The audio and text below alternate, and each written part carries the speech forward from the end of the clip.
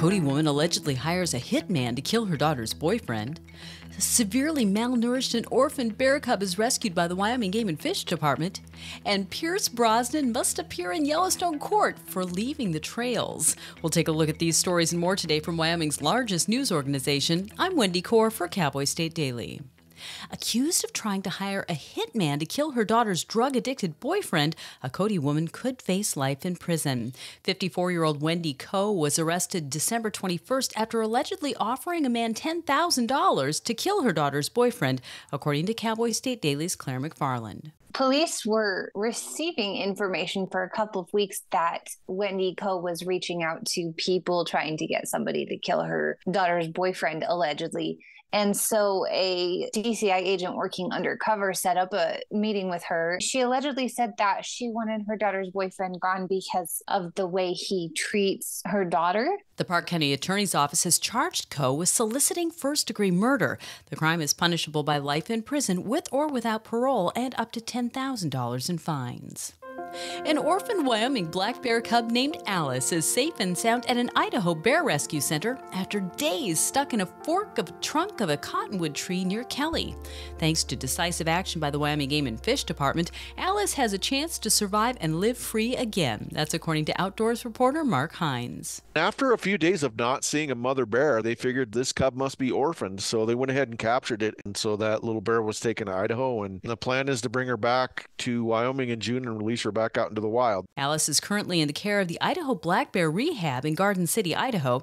Photos of Alice have been blowing up on social media, and people are keenly interested in the cub's progress. Well, the U.S. Postal Service earlier this month announced a proposal to downgrade Cheyenne's mail processing from a processing and distribution center and moving that work to Denver.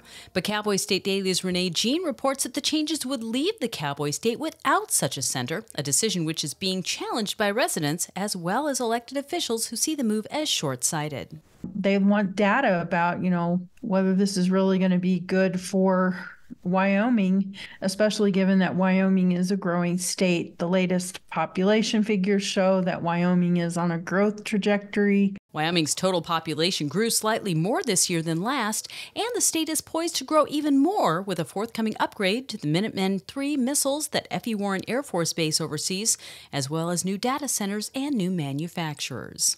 I'll be back with more news right after this. The weather is turning oh so frightful this time of year, but those excavation projects, they will persevere. I'm Jan Warren for One Call of Wyoming, here to remind you that no matter how big or how small your digging project is, contacting 811 2 full business days before you begin is required by state law. So stay safe unwrapping presents, not utility lines. From all of us at One Call of Wyoming, happy holidays. Pierce Brosnan, the Irish actor famous for his run playing James Bond and many other film and television roles, was sighted Tuesday in Yellowstone National Park. But Cowboy State Daily's Claire McFarland reports that the celebrity was cited in a different manner that day. He was given a citation for reportedly veering onto Yellowstone's Mammoth Terraces when the area was closed. These citations, they can be punishable by jail time, but we often see fines. And the defendant also has an option to donate to the Yellowstone. It's a preservation fund as well. And so that may be on the table for Brosnan going forward. Brosnan is required to be in court January 23rd at the Yellowstone Justice Center. And social media in many ways has become a climate of fostering misinformation and polarization that's become a constant source of stress and exhaustion. But that's why many people in Wyoming and elsewhere find an uncorrupted sanctuary in the photos and discussions posted in the Facebook group Wyoming Through the Lens.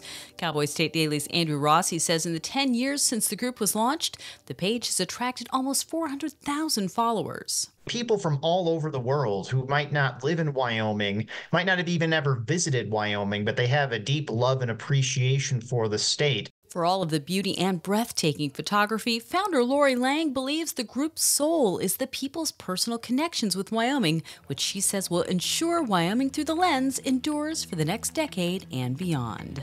And that's today's news. Get your free digital subscription to Wyoming's only statewide newspaper by hitting the subscribe button on CowboyStateDaily.com. I'm Wendy Core for Cowboy State Daily.